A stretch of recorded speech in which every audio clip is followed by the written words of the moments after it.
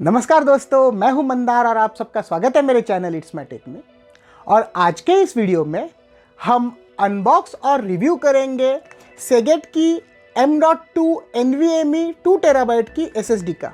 दोस्तों ये SSD खास इसलिए है क्योंकि ये M.2 Gen 3 NVMe SSD होने के बावजूद भी ऑलमोस्ट 2 टेराबाइट की नॉर्मल SATA SSD के रेट में मिलती है, जबकि इसके स्पीड्स नॉर्मल SATA SSD के 4 गुना है। ये जो सेगेट की ऑफरिंग है ये हमें 2400 Mbps की सिक्वेंशियल रीड और 1800 Mbps की सिक्वेंशियल राइट स्पीड्स देती है, जो कि काफ़ी फास्ट है। तो ये जो हार्ड डिस्क हमें सेगेट ने ऑफर की है, इसको 3 इयर्स लिमिटेड वारंटी है इंडिया में और 1 ईयर के लिए डेटा रिकवरी गारंटी भी सेगेट से हमें मिलती है। ये हार्ड डिस्क मैंने अमेजोन से 19,999 मतलब 20,000 रुपीज़ में खरीदी है।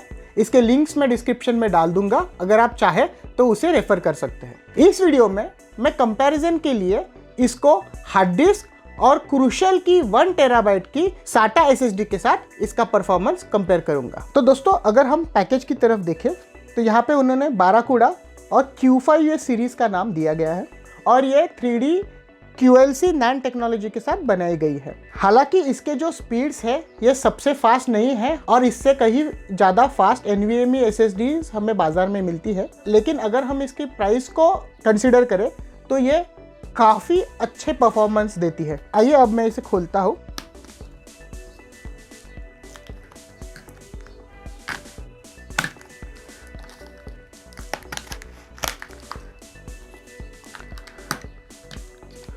तो जैसे ही हम इसे खोलते हैं, यहाँ पे इंफॉर्मेशन बुकलेट दी गई है और इस प्लास्टिक केसिंग में ये हमारी M.2 NVMe SSD दी गई है। ये जो SSD है ये भले ही QLC टेक्नोलॉजी के साथ बनाई गई है, लेकिन इसकी 1.8 मिलियन आवर्स की पॉइंट बिटवीन फेलियर है, तो ये काफ़ी रोबस्टली बनाई गई है और सेगेट के हिसाब से ये 531 टेराबाइट लिखने तक इसे कुछ नहीं होने वाला है। अगर इसे कुछ हो भी गया तो इसे सेगेट की 3 साल की वारंटी है। इसकी पावर कंजम्पशन भी काफ़ी कम है, ये सिर्फ 3.2 वाट इतनी ही कंज्यूम करती है। तो अगर आप इसे लैपटॉप में भी लगाते हो तो आपकी ओवरऑल बैटरी लाइफ इससे बढ़ जाएगी। तो इसकी पिछली तरफ कुछ भी नहीं है। यहाँ पे उन्होंने कॉशन हॉट सरफेस ये स्टिकर लगाया है। अगर आपके मदरबोर्ड पे हीट सिंक हो तो आप इधर ऊपर की साइड उसे लगा सकते हैं। बहुत से मदरबोर्ड्स को ऑनबोर्ड ही SSD के लिए हीट सिंक रहता है, वो अगर चाहे तो इसके ऊपर लगा सकते हैं। मैं आपको मेरे मदरबोर्ड पे ही वो दिखाई दूंगा। तो ओवरऑल काफ़ी छोटी कॉम्पैक्ट ये SSD है और ये 2 टेराबाइट कैपेसिटी के होने के कारण करंटली हम इसके ऊपर ना सिर्फ OS लेकिन हमारे सारे बाकी के गेम्स और प्रोग्राम्स भी रन कर सकते हैं, जिससे कि हमें ओवरऑल ही फास्ट परफॉर्मेंस मिलेगी, ना कि सिर्फ अच्छे बूट टाइम।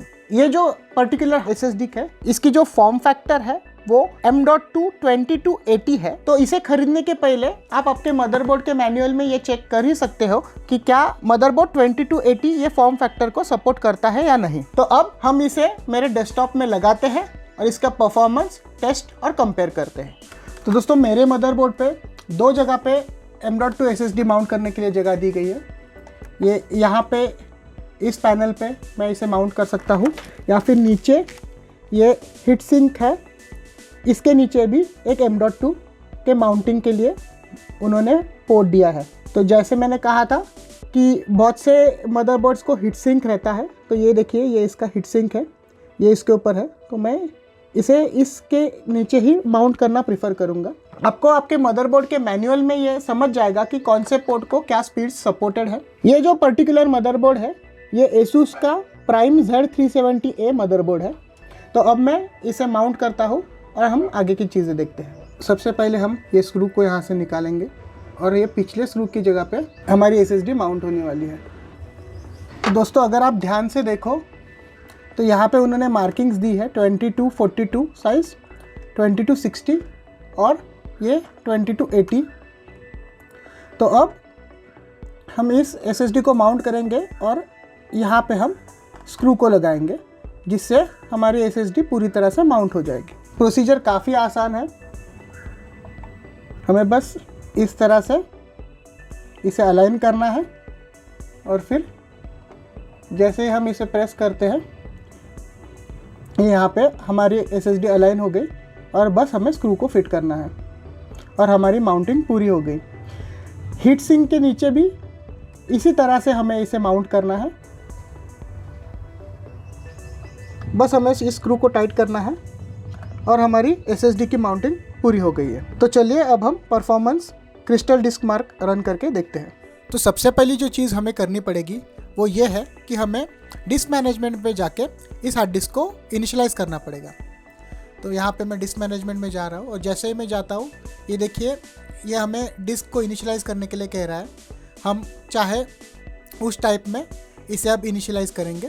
तो यहाँ पे अगर हम गौर से देखें तो ये मेरी 1 टेराबाइट की SATA SSD है जो क्रूशल की है। जो दूसरा ड्राइव है ये सीगेट की 2 टेराबाइट की SSHD है और ये थर्ड ड्राइव ये हमारी 2 टेराबाइट की NVMe SSD है सीगेट की।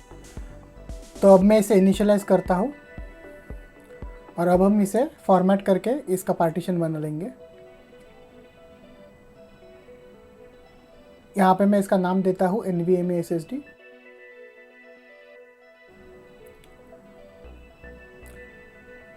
और बस ये हमारा ड्राइव इस्तेमाल करने के लिए तैयार है। तो आइए अब क्रिस्टल डिस्क मार्क रन करते हैं और इसका परफॉर्मेंस देखते हैं।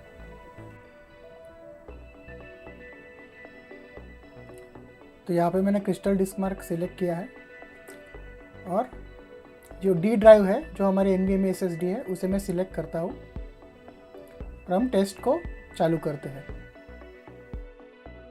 यहाँ पे आपको दिखाने के लिए मैंने फुटेज स्पीड 1000% की है ताकि ये टेस्ट फास्ट कंप्लीट हो जाए। यहाँ पे लेकिन अगर हम सिक्वेंशियल रीड स्पीड देखें तो ये 1770 Mbps ही दिखा रहा है, जबकि इसकी एडवर्टाइज स्पीड 2400 Mbps है।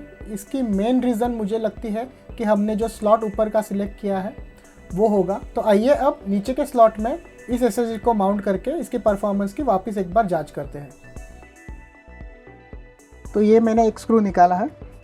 इसी तरह से हमें बाकी के भी 2 स्क्रू निकालने हैं। कुछ मदरबोर्ड्स को स्पीड का भी डिफरेंस होता है, कुछ स्लॉट फुल स्पीड काम करते हैं, कुछ स्लॉट्स थोड़े कम स्पीड में काम करते हैं। तो आपको ये सारी जानकारी आपके मदरबोर्ड के मैनुअल में मिल जाएगी। जैसे हम सारे स्क्रू खोलते हैं, ये देखिए यहाँ पे नीचे स्लॉट है और अगर आप ये हीट सिंक की पिछली तरफ देखें तो ये देखिए यहाँ पे हीट पैड है। तो जब आपको अगर ये हीट पैड यूज़ करना है तो आपको ये ऊपर का स्टिकर निकाल के हीट पैड के नीचे आप SSD लगा सकते हो ताकि उसकी कूलिंग अच्छी तरह से हो पाए और ये इतनी बड़ी हीट सिंक उसे मिले। हम 2280 के ऊपर इस टाइप का ये स्टड माउंट करेंगे। जो SSD को यहाँ पे नॉच दी गई है उसको ये नीचे की नॉच के साथ मिलाना है, इस प्रकार से इसे डालना है और इधर स्क्रू लगाना है। जैसे हम स्क्रू लगाएंगे हमारी M.2 NVMe SSD की माउंटिंग हो जाएगी। काफ़ी सिंपल प्रोसीजर है, बस हमें एक नॉच को यहाँ पे अलाइन करना पड़ता है। अगर हम चाहें तो इस तरह से यहाँ पे हीट सिंक को माउंट कर सकते हैं। तो दोस्तों अब मैंने मेरे दूसरे स्लॉट में SSD माउंट की है और अब हम परफॉर्मेंस चेक करते हैं। यहाँ पे 0% यूज मेरी SSD है D ड्राइव, तो मैं उसे सिलेक्ट करता हूँ। अब हम टेस्ट को रन करेंगे। मैंने यहाँ पे फुटेज स्पीड वापस 800% पे की है। तो यहाँ पे आप क्लियरली देख सकते हैं कि जैसे हमने स्लॉट चेंज किया है हमें जो रीड स्पीड है जो पहले 1700 to 1750 Mbps के आसपास मिल रही है वो अब जाके 2351 Mbps हुई है, जो एडवर्टाइज 2400 Mbps के काफ़ी करीब है। जहाँ तक राइट स्पीड की बात है ये एडवर्टाइज 1800 Mbps है, लेकिन यहाँ पे हमें क्रिस्टल डिस्क मार्क 2055 Mbps दिखा रहा है। तो ये परफॉर्मेंस काफ़ी अच्छी है और 20,000 रुपीज़ ये प्राइस पॉइंट पे तो लाजवाब है। तो दोस्तों कंपैरिजन के लिए मैंने यहाँ पे स्क्रीनशॉट्स लगाए हैं मेरे डिफरेंट ड्राइव्स के परफॉर्मेंस के। तो ये हमारी SSHD का परफॉर्मेंस है, ये यहाँ पे मेरी जो 2 टेराबाइट की सेगेट की हार्ड डिस्क है उसका परफॉर्मेंस है, और यहाँ पे 1 टेराबाइट की क्रूशल की SATA SSD का परफॉर्मेंस है। तो इससे आप क्लियरली देख सकते हो कि हमारी NVMe SSD हमारे हार्ड डिस्क से ऑलमोस्ट 35% फास्टर है, जबकि हमारी SATA SSD से 4 गुना फास्टर है। तो जैसे मैंने पहले भी कहा था 20,000 रुपीज़ में 2 टेराबाइट ये जो रेट है वो नॉर्मल SATA SSD का रेट है, लेकिन उसमें हमें Seagate NVMe SSD दे रहा है और ये परफॉर्मेंस आप देख ही रहे हो। तो यहाँ पे मैं आपको सजेस्ट करूंगा कि जिन्हें भी SSD खरीदनी है वो बेझिझक इस SSD को खरीद सकते हैं। इसका परफॉर्मेंस काफ़ी अच्छा है और मुझे नहीं लगता इससे बेटर कोई ऑफरिंग फिलहाल अवेलेबल है। मैं आशा करता हूँ कि आपको ये वीडियो पसंद आया होगा। इस वीडियो को लाइक और शेयर ज़रूर कीजिए। आपने मेरे चैनल को अभी भी सब्सक्राइब नहीं किया है तो इसे सब्सक्राइब ज़रूर करें और अगली वीडियो को मिस ना करने के लिए नोटिफिकेशन बेल आइकॉन दबाना भी ना भूलें। तो अगली बार फिर मिलेंगे। धन्यवाद।